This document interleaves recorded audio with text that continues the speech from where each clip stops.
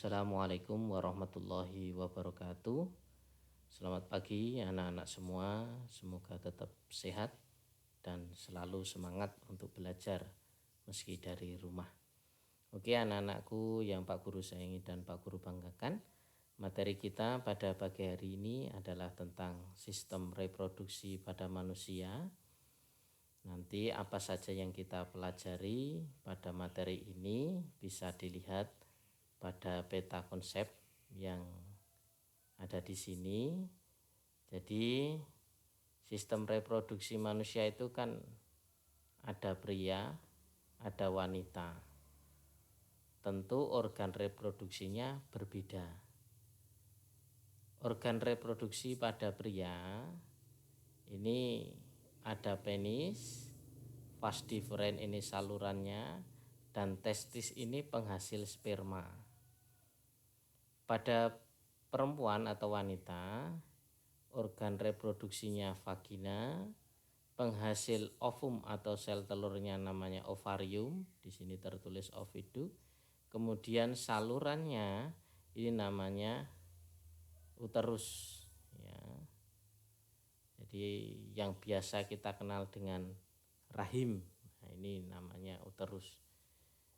Nah, sel sperma dan ovum atau sel telur ini nanti ketika ketemu maka akan terjadi yang namanya proses fertilisasi atau pembuahan. Yang dalam 9 bulan embrio ini akan tumbuh dan berkembang sehingga ketika saatnya nanti akan keluar menjadi bayi. Kemudian nanti juga kita akan pelajari tentang kaitannya kesehatan organ reproduksi, apa saja penyakitnya, bagaimana cara menjaga kesehatannya nanti akan kita pelajari. Kemudian silakan anak-anak cermati, ini adalah gambar organ reproduksi pada pria atau laki-laki. Seperti ini bagiannya. Fungsinya nanti bisa anak-anak lihat. Yang pertama ini testis. Ya, di sini. Ini adalah tempat produksi sperma yang akan dihasilkan setiap hari. Kemudian penis. Ini bagian organ reproduksi kita yang tampak pada laki-laki. Ini sebagai alat untuk menyalurkan sel sperma. Kemudian juga tempat atau alat untuk membuang air seni. Kemudian skrotum, ini kulit atau kantung yang di dalamnya ada testis. Umumnya testis itu ada 2. Nah, ini sebagai pengatur suhu agar testis ini bisa memproduksi sel sperma dengan baik. Kemudian ada tubulus seminiferus, ada sel interstitial, sel Sertoli, kelenjar prostat, ductus epididymis, ini epididymisnya, vas deferens atau vasa deferentia, ini saluran spermanya ini, dia nanti sebagai penyalur sel sperma dari testis melalui penis, kemudian dikeluarkan. Kemudian ada kantong sperma, ini vesicle seminalis. Ya. Paling tidak anak-anak harus tahu fungsi penis, vas deferens, testis. Ini yang minimal harus diketahui oleh anak-anak semua. Kemudian pada organ perempuan atau wanita, ini mempunyai 2 ovarium. Ya, masing-masing ovarium ini akan menghasilkan sel telur masing-masing. Karena menghasilkan sel telur masing-masing, maka bisa jadi anak itu kembar tapi tidak identik. Ya, contohnya kembar dampit, kembar laki-laki dan perempuan. Ya, atau sama-sama laki kembar tapi wajahnya beda. Ini karena ovarium menghasilkan sel telur masing-masing dan dibuahi masing-masing. Nah, ini ovarium ini akan menghasilkan sel telurnya akan bergerak ke sini, tuba fallopi namanya ya, salurannya. Kemudian dibuahi, kemudian sel telurnya akan ke sini. Kalau tidak dibuahi ya Sel telur bergerak terus sampai ke uterus atau rahim.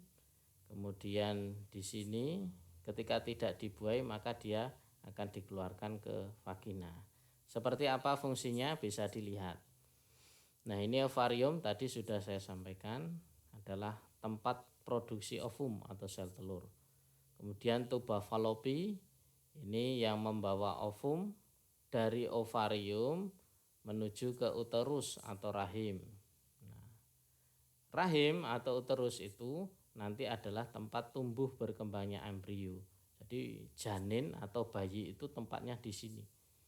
Dan ini elastis ya, sehingga ketika bayi usia atau janin usia 9 bulan ini bisa membesar sendiri.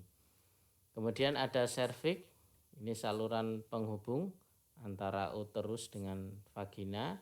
Kemudian vagina ini tempat keluarnya bayi pada kelahiran alami atau normal.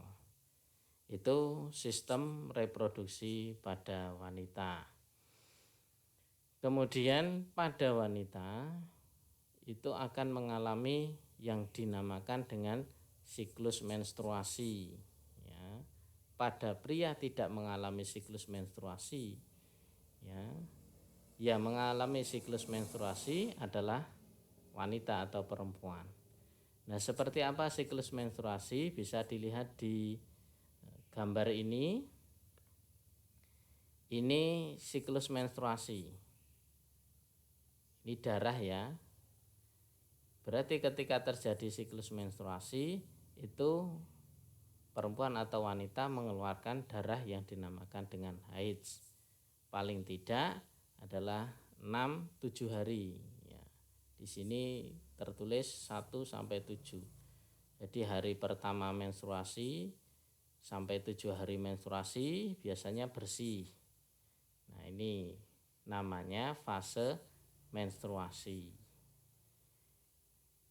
Ini sel telurnya ketika pada waktu masa menstruasi itu ovariumnya menghasilkan folikel primer. Ya. Kemudian berkembang.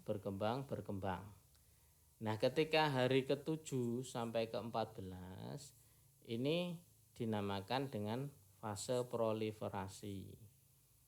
Ini tampak sel telurnya sudah bagus ya, siap untuk dibuahi. Kemudian masa ovulasi ini ya, ketika tidak dibuahi maka sel telur ini akan keluar dari ovarium yang dinamakan dengan masa ovulasi. Ini terjadi pada hari ke-14. Ya, kemudian dari hari 14 sampai ke 28 ini masa yang dinamakan dengan fase sekretori, di mana sel telur ini mulai keluar dari ovarium melalui tuba Fallopi ke uterus dan selanjutnya. Sehingga sampai hari ke-28 sel telur yang tidak dibuahi ini akan dikeluarkan. Nanti kalau sudah 28 hari kembali ke sini lagi, fase menstruasi lagi. Ya, kecuali kalau nanti terjadi pembuahan. Nah, seperti apa pembuahan bisa dilihat pada slide selanjutnya. Ini ada animasi terjadinya proses pembuahan atau fertilisasi. Silahkan anak-anak bisa simak.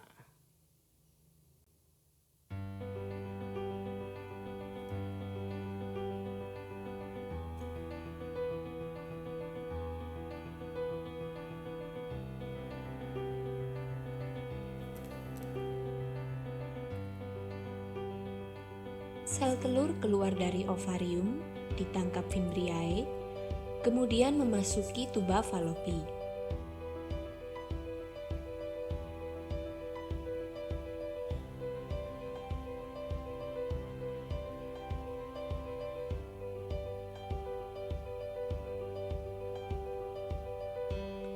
Jutaan sperma dihasilkan dalam sekali ejakulasi saat puncak senggama.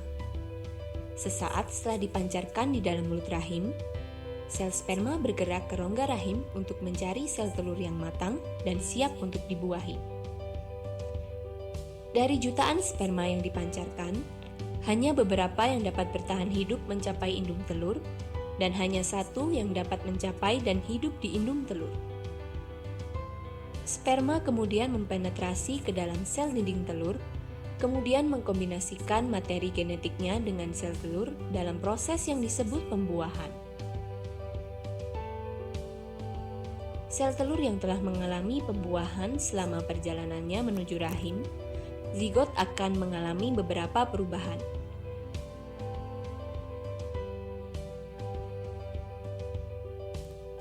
Di rahim, zigot akan menempel di dalam dinding rahim, dan disinilah zigot akan berkembang menjadi embrio dan akhirnya akan menjadi janin.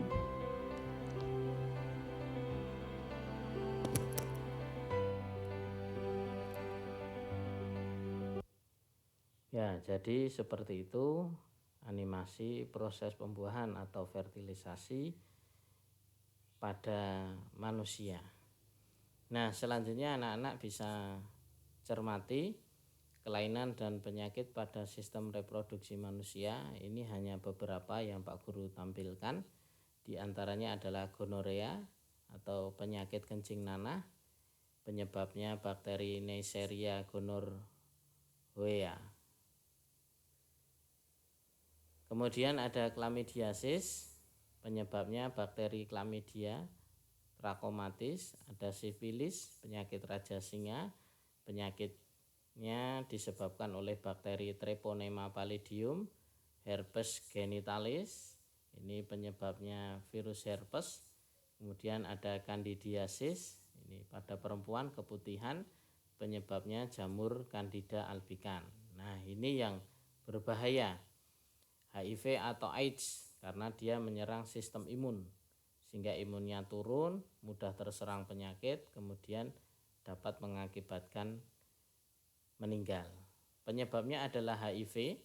HIV itu adalah nama virus ya, seperti corona atau COVID. Nah, jadi HIV ini adalah nama virus, singkatannya Human Immunodeficiency Virus ya.